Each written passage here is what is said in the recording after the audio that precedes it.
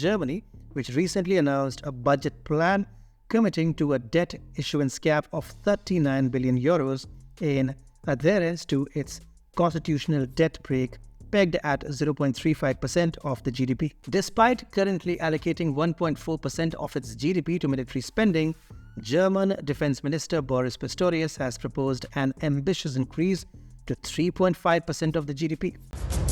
Welcome to TFIGlobal, the antidote to mass delusion.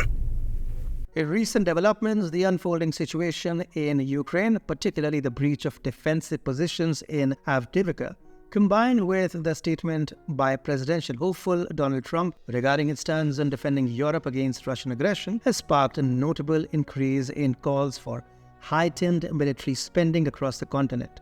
These calls predominantly emanate from national defense ministries, though it remains uncertain if there is an ongoing dialogue with their finance ministry counterparts regarding these propositions.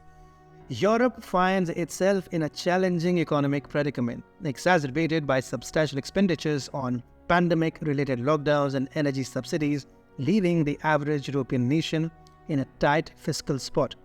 A prime example of this economic strain is observed in Germany, which recently announced a budget plan committing to a debt issuance cap of 39 billion euros in adherence to its constitutional debt brake pegged at 0.35% of the GDP. Despite currently allocating 1.4% of its GDP to military spending, German Defense Minister Boris Pistorius has proposed an ambitious increase to 3.5% of the GDP. This proposal, which would require approximately 80 billion euros, raises critical questions about the feasibility of such a financial leap, highlighting a widespread disconnect between military spending ambitions and the stark realities of budget constraints, a discrepancy that seems to escape media scrutiny and political discourse. The reaction to Trump's remarks by British Defense Secretary Grant Shapps, urging NATO allies to honor their defense spending commitments of 2% of the GDP, underscores the ongoing debate on the adequacy of such expenditure levels.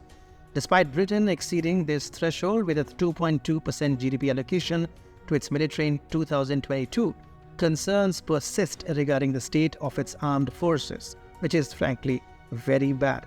This is juxtaposed with Germany's larger personal account despite its lower spending, prompting a re-evaluation of spending efficacy. Moreover, the acknowledgement of Europe's de-industrialization, a consequence partly attributed to the cessation of affordable Russian gas, further complicates the scenario.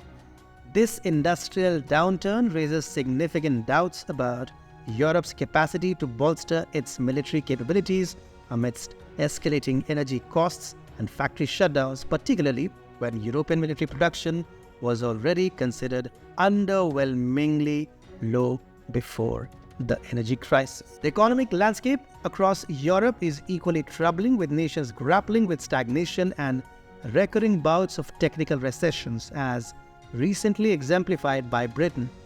Although these recessions have yet to manifest in widespread job losses, they signal the potential for more severe economic downturns, which would amplify budgetary pressures through decreased tax revenues and increased unemployment claims. This context paints a picture of European leadership increasingly detached from the harsh economic realities at play, seemingly convinced that military preparedness against a potential Russian conflict is merely a matter of political will.